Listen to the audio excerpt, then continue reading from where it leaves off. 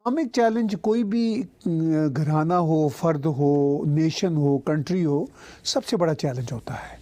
और उसी चैलेंज की वजह से आप देख रहे हैं कि फैटफ के आगे ये अब मजबूर हैं कुछ ऐसे। जी बड़ा जी नाजुक नाजुक केस भी है थोड़ा सा हमारे लिए, क्योंकि एक डॉक्यूमेंट सामने आई है और उस डॉक्यूमेंट में उन्होंने डिक्लेयर किया है कि जो जो मोस्ट वांटेड तलाश दुनिया कर रही है, चाहे अमेरिका कर रहा हो, अफ़गानिस्तान कर रहा हो या हिंदुस्तान कर रहा हो, वो आतंकवादियों की एक फहरिस्त पेश की है कि जनाबे वाला ये हमारे मेहमान हैं, हमने इनको यहाँ रखा हुआ है, हमने इनको पाला पोसा बड़ा किया, खिलाया पिलाया और जो है ना पाल रहे हैं हम इनको। और उसमें बड़ा मशहूर व मारूफ नाम मुंबई के डॉन दाऊद इब्राहिम साहब जो हैं, वो क्लिफ्टन कराची में घर नंबर इतने में रहते हैं और वो हमारे पास हैं। ये मतलब कितनी बड़ी शर्मिंदगी की बात है कि एक चीज़ को जो आप मुसलसल झुटलाते चले आए हैं, आप धोखा देते आए हैं दुनिया को, आप इनकार ही रहे हैं और आज आपने उसको तस्लीम कर लिया। This is really embarrassing for any state in the world कि आपके पास दहशतगर्द पे दहशतगर्द बरामद होते चले आते हैं। एबटाबाद का उसामा बिन लादेन हो, एहसानुल्लाह एहसान हो, हाफिज़ सईद हो, डॉन इब्राहिम हो, दाऊद इब्राहिम हो, ये सब के सब आपके पास से बरामद हो रहे हैं। हाउ डू यू एक्सपेक्ट कि आप फैटफ की लिस्ट से बाहर निकल जाएंगे, ग्रे लिस्ट से आप पाक साफ होकर निकल जाएंगे? भाई पाला तो आपने इतने अरसे तक है, आपने इतने धमाके करा दिए हिंदुस्तान में, और अब आप कहते हैं कि जी वो हमने रखे हुए, उनको पकड़ लिए, उन्होंने पकड़ भी लिए। देखिए बात ये अनीस भाई कि आपने बात की एम्बैरसमेंट की, शर्म की बात की। तो ये जो रियासत की एस्टैब्लिशमेंट है, ज़ाहिर है इसका ही कंट्रोल है पाकिस्तान पे। इनके बारे में मैं आपके शोज़ में भी और इधर उधर भी एक पंजाबी का वो मुहावरा या वो जो जोक है वो अक्सर पेश करता हूँ कि इज़्ज़त आनी जानी शायद बंदा टेढ़ होना चाहिए है। अच्छा, कोई फ़र्क नहीं पड़ता इनको, कोई पहली बार नहीं हुआ ये। जिनको जब कभी फैटफ का मसला हो या वर्ल्ड बैंक का मसला हो, IMF का मसला हो, तो जिनको ये थोड़े से आई वॉश के लिए उनको दहशतगर्द करार देते हैं, वही इनके घर दमाद होते हैं जी। वही मतलब हाफिज़ सईद के लिए लिमोजीन्स आ रही होती हैं। अब वो लिमोजीन तो बहुत छोटी चीज़ है मिस्टर दाऊद इब्राहिम के लिए, वो तो आप ही के शहर में रहते हैं, मतलब आपके जो पुराने शहर में, अब तो आपका और मेरा शहर यही है।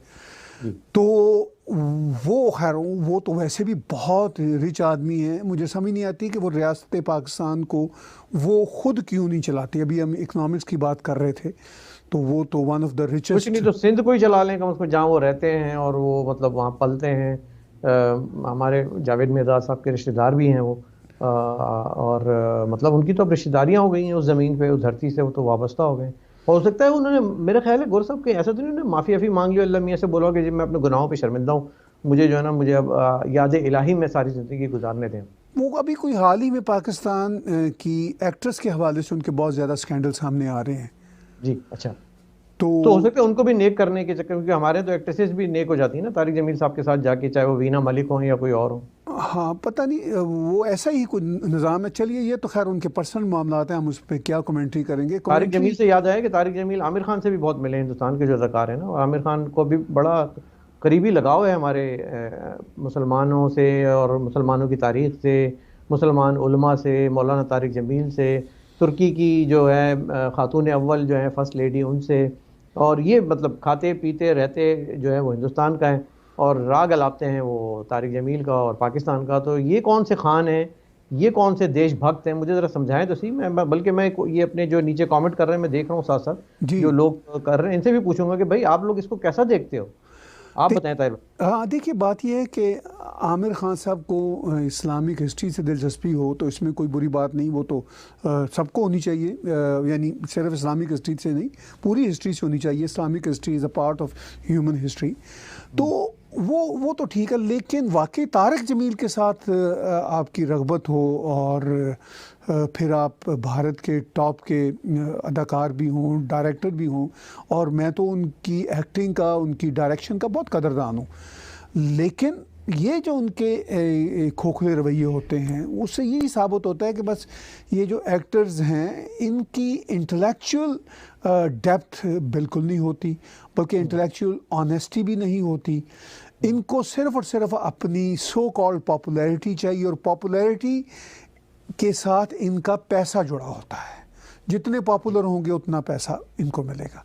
تو یہ رویہ ہے سبھی ایکٹرز کا، سبھی بڑے فنکاروں کا نہیں ہوتا، لیکن اس طرح کے فنکاروں کا تو ہوتا ہے، کھل کے سامنے آ جاتا ہے نا۔ چونکہ طارق جمیل سے عقیدت رکھنا ان کی دو وجوہات کی بنیاد پر بڑی خطرناک ہے۔ ایک تو ظاہر ہے مطلب یہ بھارت کے ٹاپ کے ایکٹر ہیں تو ان کا بنتا نہیں ہے پاکستان کے۔ میں کہتا ہوں اگر طارق جمیل نامی کوئی شخص بھارت کا بھی کوئی ایسا کوئی ہو جسے کہتے ہیں پیر سا بنا ہوا ہو، کوئی ہوش و حواس رکھنے والا شخص یا کوئی ہوش و حواس رکھنے والا مسلمان کیسے ان کی پیروی کر سکتا ہے اتنے بڑے ڈرامہ کی؟ جو لوگ ان کو جانتے ہیں انہیں معلوم ہے کہ وہ طارق جمیل جو ہیں وہ پاکستان کے سرکاری جو ہیں وہ ملا ہیں، اور آئی ایس آئی کے ملا ہیں، عمران خان کے ملا ہیں، اور ان سے وابستگی رکھنا، عامر خان کے تو ہم بھی فین تھے، اور لیکن شاید انہوں نے جو وہ گانا گایا تھا کہ پاپا کہتے ہیں بڑا نام کرے گا، نام بدنام کرے گا یا نام کرے گا یہ مجھے نہیں معلوم، لیکن جو فین کی بات ہوتی ہے نا، فین تو ہم بالی ووڈ کے بہت سارے لوگوں کے بھی، میں تو جاوید اختر صاحب کا بھی ایک زمانے تک بڑا فین رہا جب وہ بڑے اچھے اچھے گانے لکھتے تھے، لیکن جب وہ گانے لکھتے لکھتے وہ ڈیفرنٹ بینڈ بجانے لگ گئے تو پھر وہاں پہ مجھے ان سے بھی تھوڑا سا اعتراض ہو گیا۔ اور اس طرح کی جو شخصیات ہیں یہ ہندوستان میں جو دوہرے رویے رکھ کے چل رہے ہوتے ہیں، سر ایک طرف تو موقع آتا ہے تو وہ وندے ماترم اور دیش بھکت بن جاتے ہیں، لیکن اندر ہی اندر جو ان کے تعلقات اور جو ان کی کنیکشنز ہیں وہ کبھی نہ کبھی کھل کے سامنے آ ہی جاتے ہیں۔ تو ہم یہ نہیں کہتے کہ غدار صرف پاکستان میں ہی ہوتے ہیں، میں کسی کو غدار نہیں کہہ رہا، لیکن میں ایک بات کہہ رہا ہوں